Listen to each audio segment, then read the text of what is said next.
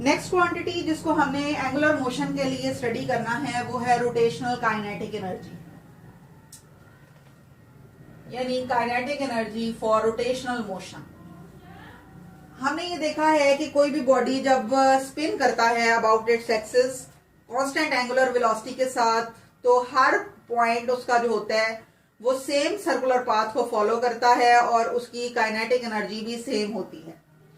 और अगर हम इस स्पिनिंग बॉडी के लिए टोटल काइनेटिक एनर्जी निकालें तो उसके लिए हमें ये सपोज करना पड़ेगा कि वो n नंबर ऑफ मैसेज से बनी हुई है।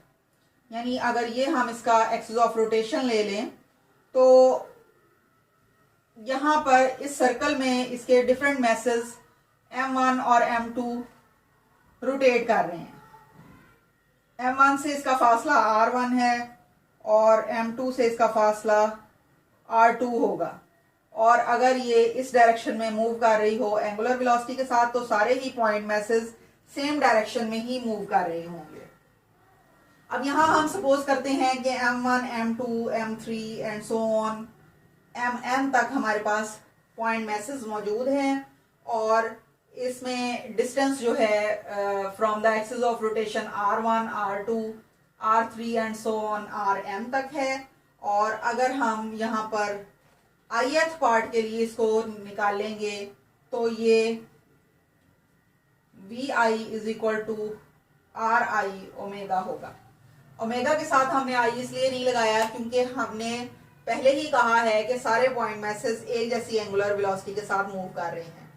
अब काइनेटिक एनर्जी अगर हम निकालेंगे ith पार्ट के लिए तो वो हाफ mv स्क्वायर के इक्वल होगी।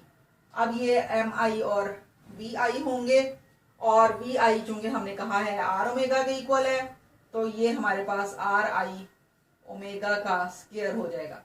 और फिर उसके बाद अगर हम इसका स्क्वायर खोल लेंगे तो ये हमारे पास इक्वेशन बन जाएगी। अब हमने रोटेशनल काइनेटिक एनर्जी को कैलकुलेट करना है और रोटेशनल काइनेटिक एनर्जी चूंकि हमारे पास आई है half mi square omega square के, तो इसका मतलब ये है कि अगर हाफ तो सब में सेम है, अगर हम फर्स्ट पार्ट के लिए इसको लिखें तो m1 r1 square omega square होगा, सेकेंड पार्ट के लिए लिखें तो mr स्क्वायर ओमेगा स्क्वायर होगा और इसी तरह mn rn square omega square होगा।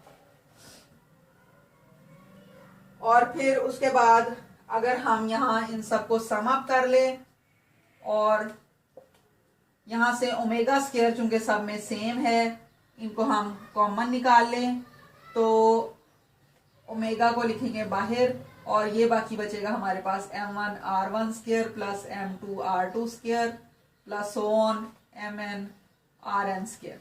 और फिर अगर आपको मोमेंट ऑफ इनर्शिया वाला टॉपिक याद हो तो ये सारों का सम जब हम करते हैं mi ri स्क्वायर का तो ये हमारे पास इक्वल होता है मोमेंट ऑफ इनर्शिया i के। और ये है हमारे पास रोटेशनल काइनेटिक एनर्जी की इक्वेशन, यानी रोटेशनल काइनेटिक एनर्जी हमारे पास इक्वल होती है हाफ i ओमेगा स्क्वायर के।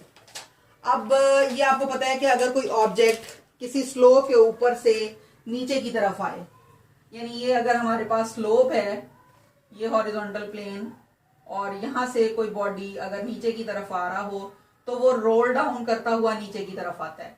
यानी एक तो इसके पास ये वाली लीनियर स्पीड होगी और दूसरी ये स्पिन करता हुआ अपने ही एक्सिस के गिर्द आएगा। इसका मतलब है इसके पास स्पिन काइनेटिक एनर्जी होगी और साथ चूंकि ये रोल डाउन करता हुआ आ रहा है तो ये रोटेशनल काइनेटिक एनर्जी कहलाएगी।